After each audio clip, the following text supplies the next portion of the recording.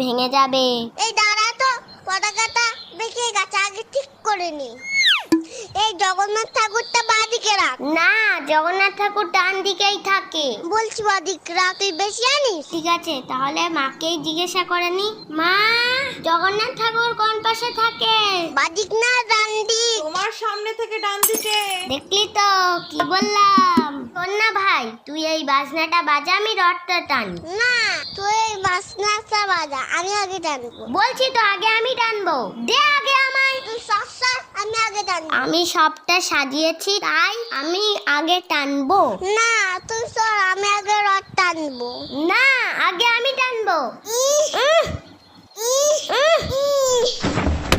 এই যা, রথটা ভেঙে গেল। দিদি দিদি, তুই কাঁদিস না, আমি তো রথটা ঠিক করে দিচ্ছি, প্লিজ কাঁদিস না। এই দেখ, জয় জগন্নাথ।